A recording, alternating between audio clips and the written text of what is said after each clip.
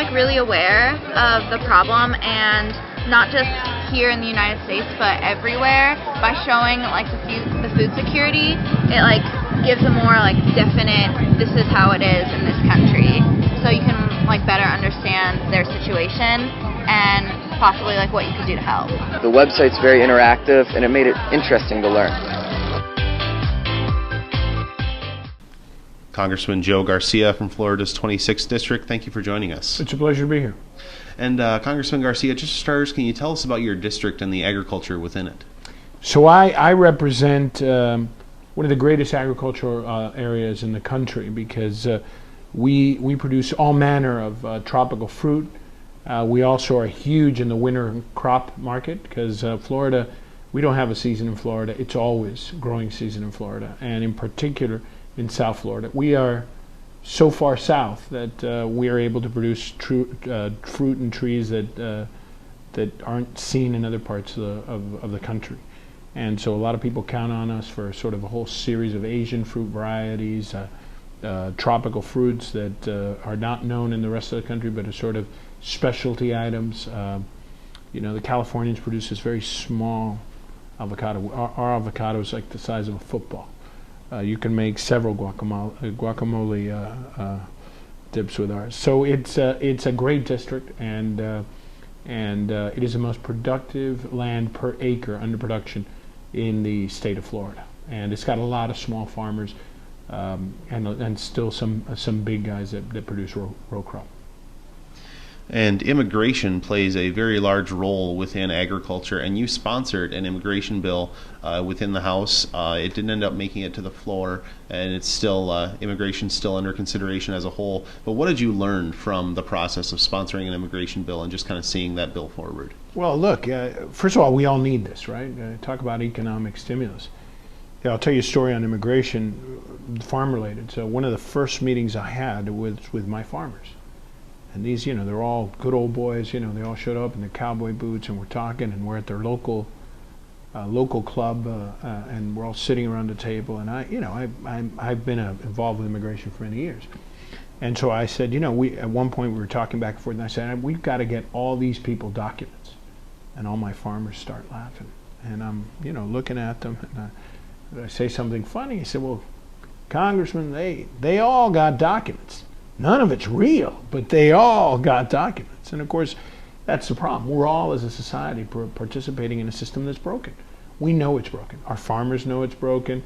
Our high-tech companies know it's broken. Our universities know it's broken. Big business knows it's broken. Anybody who tries to go through it knows it's broken. And what it does when it's broken is it distorts wages, it distorts our ability to hire and fire people, it distorts quality from the system, it distorts us getting the right workers at the right time for the right reason. And my lesson here is that Washington is a unique place. You can have everybody know something's wrong, and part of the process is not fixing it.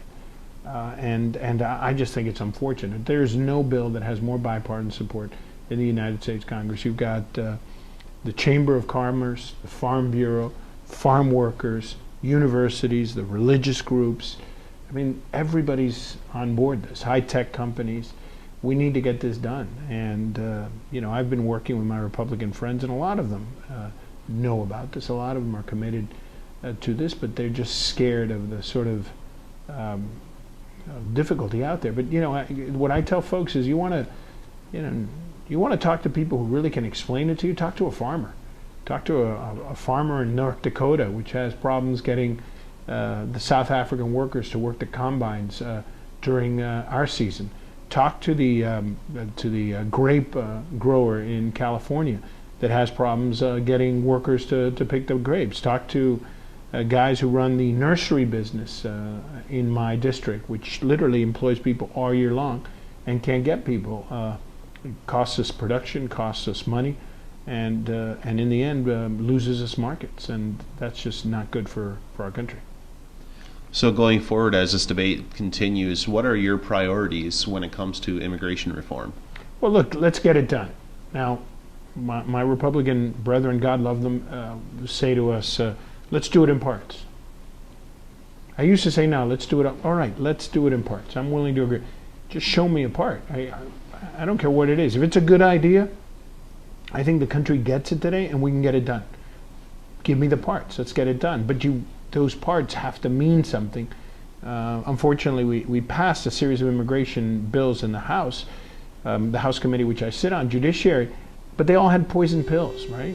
All these bills we passed through had poison pills, and what we need is things that make common sense. You know, what we need to do is make sure that these folks that are here pay their back taxes, learn the language, get in the back of the line, because they're already working. And so what we need to do is put them into the system and get them working. Here's what it means. It means that in the first 10 years, we're going to collect an additional $180 billion worth of new revenue for the country. Over 20 years, it's almost $900 billion of new revenue for the country. This is good. This is good for the country. It means better workers. It means more efficient system. And for the life of me, I don't understand how, in particular, anyone who deals with agriculture doesn't understand the need that there is to get this done.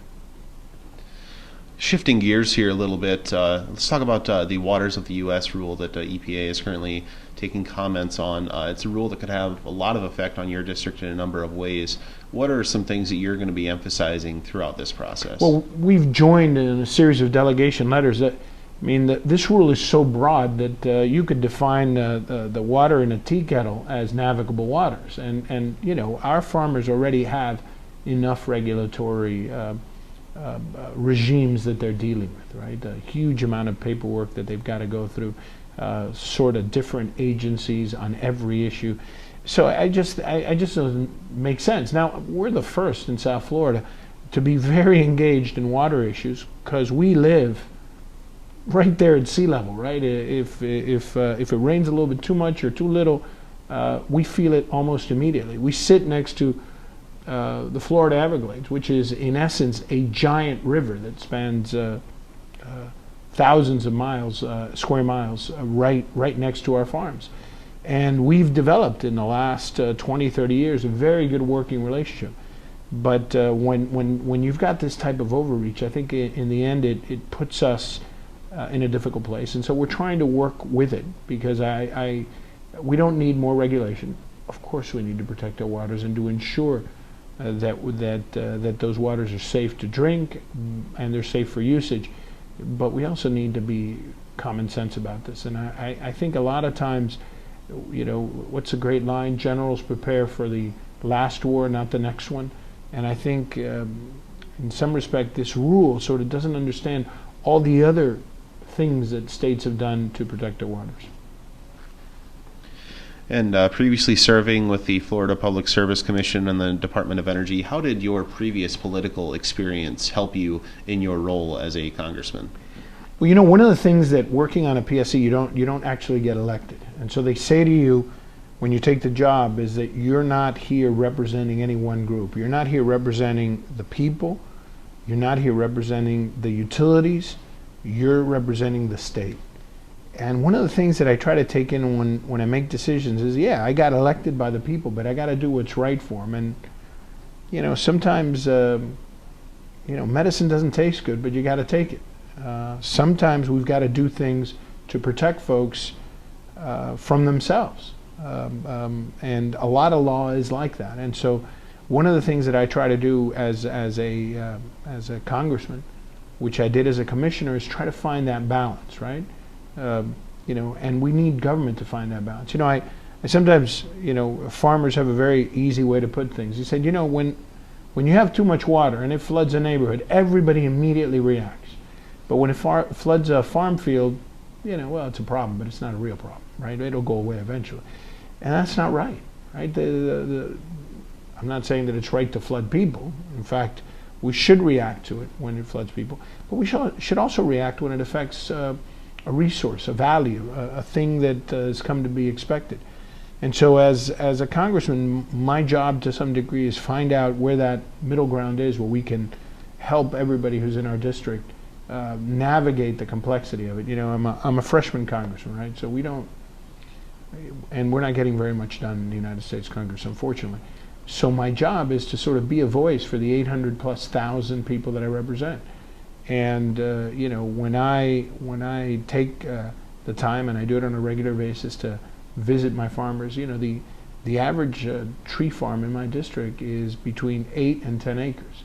It's usually got a couple that live on it, and they depend on a perfect season. So because we produce sort of specialty fruit, you don't get the sort of automatic decisions from USDA on crop insurance and other things, because we grow longans, lychee, we grow jackfruit and all sort of different carambola, all different sort of star fruit, dragon fruit, all these different things that people don't know. And so our farmers have a sort of added obstacle to prove that the weather wasn't right, when if you're a cherry farmer, it's automatic, right? Oh, okay, the cherry crop failed because it wasn't cold between these 2 weeks and it was necessary for germination.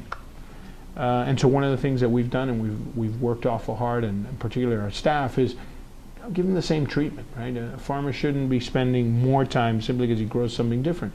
If we know that to be the case, we've worked with our local state to make it the case, well then we should get the same consideration. Just like these folks take a tremendous risk in producing this crop, we agreed to cover that risk, so we should be engaged with them. And just wrapping up here, Congressman, you mentioned that you're a freshman representative. What has surprised you most about being a member of Congress? That common sense is completely absent. In life there are two ways to do things, right? And it's not the Republican or the Democratic way. It's the right way or the wrong way, right? If the fence is broken, you fix it. You don't look at a fence and say, well, how would a Republican fix this fence? Or how would a Democrat fix this fence? I think most farmers know there's only one way to fix a fence: fix it right. And that's the problem at this place, right? We find a problem, something as simple as making sure the fence is put up, and we have a huge discussion of which would be the better way to fix the fence, a Democratic way and a Republican way. And while we're engaged in that, the cows have left the field, the goats have wandered, and we're still talking about how we're going to do this. And that is just wrong. It's wrong for our people, it's wrong for the country, and in the end it's wrong for that farmer. We need to sort of get out of the way, but at the same time provide that essential element we've done, right? I have some of my friends in the farming community. They're fine when government's there to help, but they always think that government, if you got to be careful because government's there to hurt. And government, no, but politicians, yes, sometimes. I think if we do things right, we can move our country forward, and it requires listening to people and getting things done, as opposed to figuring out what's the ideological solution to this. No crop, no planting, no field in America is Republican or Democrat. They're just plain American, and our job is to make sure that we continue being the most productive nation on earth. We not only feed America, we feed the world, and we should make sure that we let our farmers do that, and at the same time protect our farmers, because it's a unique way of life, and the family farm is important. It's certainly important in my district. Congressman Joe Garcia from Florida's 26th District, thank you for joining us. It's a pleasure.